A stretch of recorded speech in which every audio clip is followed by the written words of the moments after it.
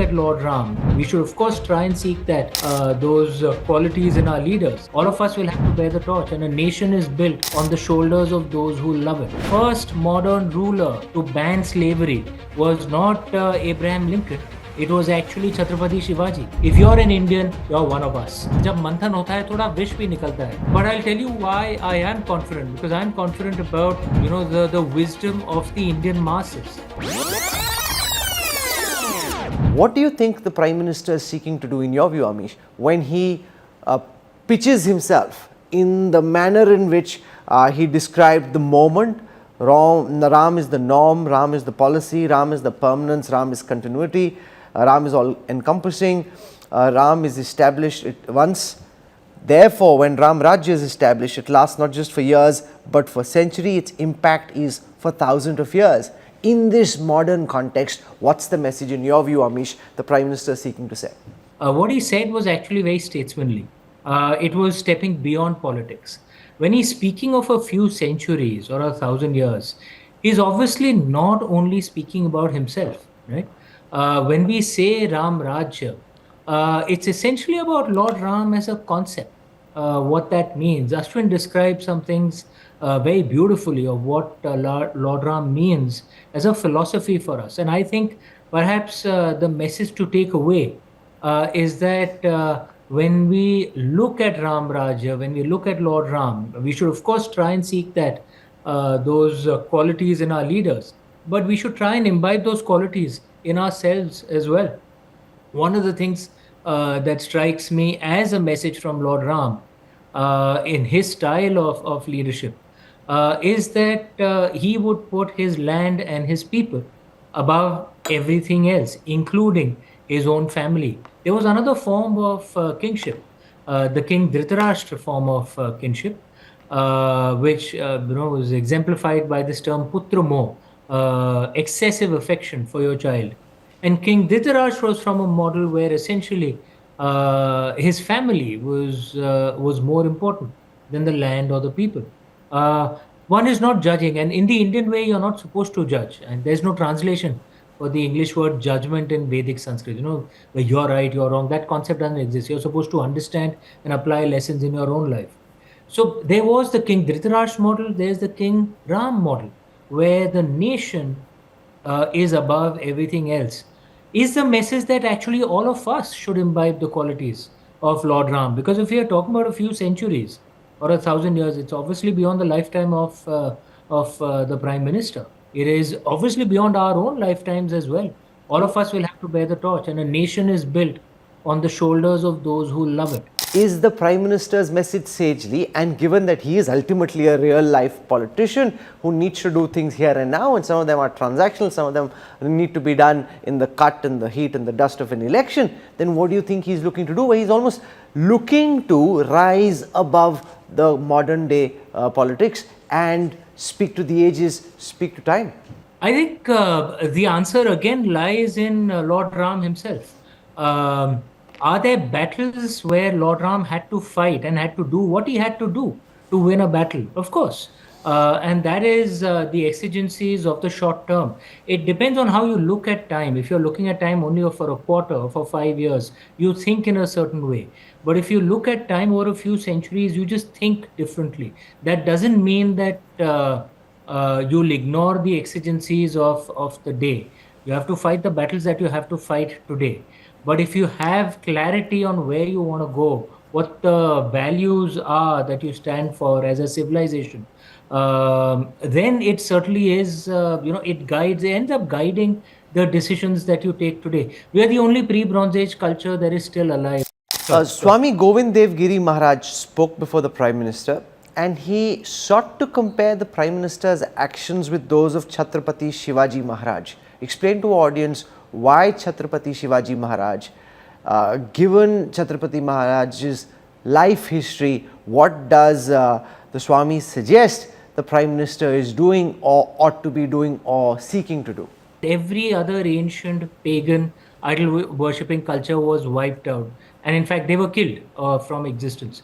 And if you actually study all many of their histories, I've read much on them, there comes this phase where there's like the last fight, right? So for the Greco-Romans, it was Julian the Apostate Emperor.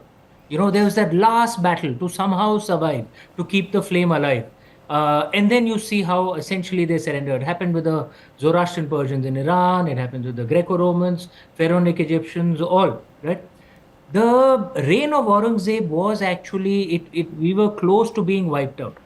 And Chhatrapati Shivaji was essentially like an Emperor Julian who succeeded, right? And I think what makes Chhatrapati Shivaji even more remarkable is that he fought ruthlessly with his enemies, but there were lines he would not cross because I guess, I mean, he used to say that he's fighting according to the principles of dharma. He used to tie his hands up with guidelines that his enemies did not have. His primary enemies at that time were the Timurids, Aurangzeb, and the Portuguese, whose primary source of revenue was slavery. Many Indians, modern Indians, don't know this. The first modern ruler to ban slavery was not Abraham Lincoln. It was actually Chhatrapati Shivaji. He banned the trade of slaves in India because he said this is adharma. When his army used to go out to battle, there were rules that worship places will not be touched, women and children will not be touched. Of course, he was ruthless, but only with his enemies, with Afzal Khan or with Fascinating. anyone else. But I love and this that to me was immersion in history and culture and the kind of and insights. that was critical, Rahul, that Yes. they will fight hard, but there are lines that will of dharma that will not be crossed, no matter who your enemy is. There was chaos. Dignitaries initially, others, local Ayodhya Vasis, the tourists who came this morning through the day, the headline has been of utter mismanagement, chaos. And I was there for a darshan this morning at 7, and I could see how the CRPF, the police, they're all trying to ward people off, but they're all coming in. This doesn't really feel like Ram Rajya. So people have to, at some, Bhagwat ji said this, the Prime Minister said it, but it's one thing to say, it's the other for people as a society to change. And expecting that to happen too quickly seems just unreal, given what happened at the Ram temple within minutes after the Prime Minister left. Rahul, I think there are a few points in your question. One is, of course, the point of unity that the RSS Sarsanchalak ji, Mohan Bhagwat ji said. And the other is chaos, lack of discipline. Look, in terms of unity, I couldn't agree more. To me, if I am a very proud Hindu, I've never hidden that. And from my first book in 2010, even in times when it wasn't fashionable, I would say it publicly. I'm a very proud Hindu. But from those days, I've also said that that doesn't mean in the Hindu way that we disrespect other religions.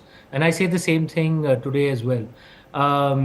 The Indian subcontinent, and if you include Afghanistan as well as 8 nations, there are only 2 nations among these 8 where the minority proportion of the population has gone up in the last 75 years. India and Nepal. What is common between India and Nepal? In every other country, the minority population has gone down. Some, like Pakistan, it has collapsed completely.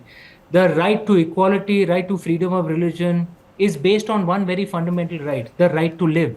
And that our neighborhood shows the challenges with that. That's what makes me proud as a Hindu, that we instinctively understand the concept of pluralism. However, what we instinctively do not understand is the importance of unity. There's a reason why we lost repeatedly, very often in the last 1,000 years, to invaders, sometimes to much smaller armies. It wasn't because of a lack of bravery in our ancestors, it was because of a lack of unity. It happened repeatedly, repeatedly.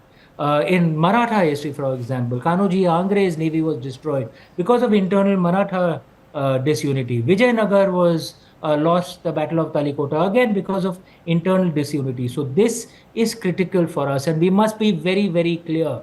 If you're an Indian, you're one of us, regardless of the religion you practice, the language you speak, the caste you're from, the region you're from, it doesn't matter. If you're one of the 1.4 billion Indians, you're one of us. So the second thing is the lack of discipline and chaos. Yes, we are Indians. This, I guess, comes a little naturally to us. The systems will improve. As the systems improve, trust me, you'll find us more patient, more organized. It will happen. It has already happened to a great degree. It will happen even more as systems improve. From the top, the messaging is about unity, not about division. but on the ground people say, this is our moment, we've arrived, we will now undo all the wrongs of history. Rahul, there are 1.4 billion of us. There will be some who will say some things. And we are trying for the first time in 1,000 years to address very, very deep and painful wounds. You saw that even in South Africa, which had a Truth and Reconciliation Commission, which suffered these wounds for a few decades. And yet, at times, things have gone awry out there. It's perhaps it's a part of the process. जब मंथन होता है थोड़ा विष भी निकलता है. But I'll tell you why I am confident, because I'm confident about the wisdom of the Indian masses, and the intuitive attitude of mutual respect that comes in.